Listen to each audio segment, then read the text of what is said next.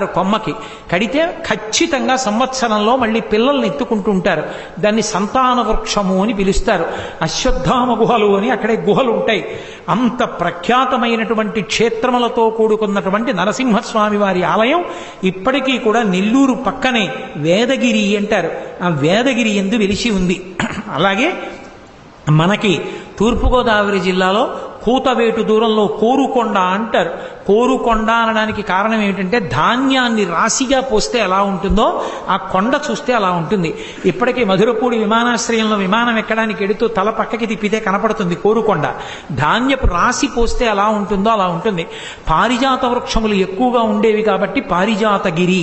అక్కడికి పరాశర మహర్షి వచ్చారు కాబట్టి దానికి పరాశరగిరి. బంగారం తయారు చేసే స్పర్శవీధి అక్కడ దొరికేది కాబట్టి స్వర్ణగిరి. అక్కడ వేదముల యొక్క నాదము వినపడుతుండేది.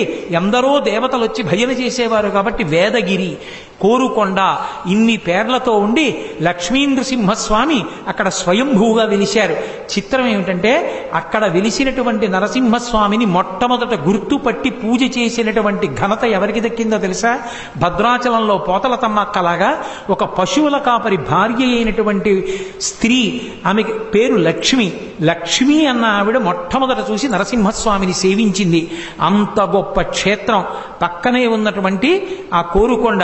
అలాగే మనకి హైదరాబాద్ దగ్గరలో యాదగిరి అని చెప్పి ఒక క్షేత్రం, యాదగిరి నృసింహుడని. అక్కడ ఉన్నటువంటి నరసింహస్వామి ప్రసన్న నరసింహస్వామి.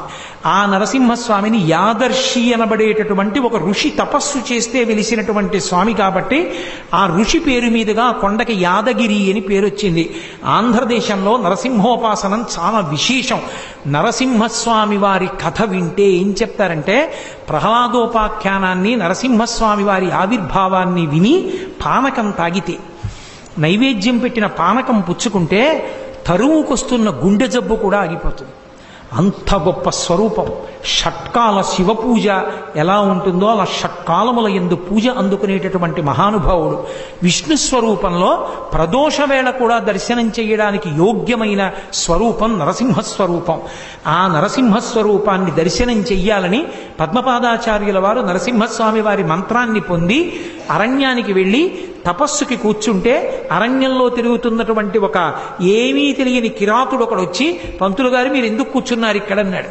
నరసింహస్వామి ప్రత్యక్షం అవ్వాలని తపస్సు చేస్తానన్నారు. నరసింహం అంటే ఏమిటి? అరణ్యంలో చాలా కాలం నుంచి తిరుగుతున్నాను, దానికి తపస్సు ఎందుకు, నేను తీసుకొస్తాను చెప్పండి అన్నాడు. విడిచిపెట్టట్లేదని ఆయన అన్నారు. కింద మనుష్యుడు పైన సింహం, ఆయన కోసం అన్నారు. అది ఈ అడవిలో ఉందా అన్నాడు. ఈ అడవిలో ఉంది అన్నారు. అయితే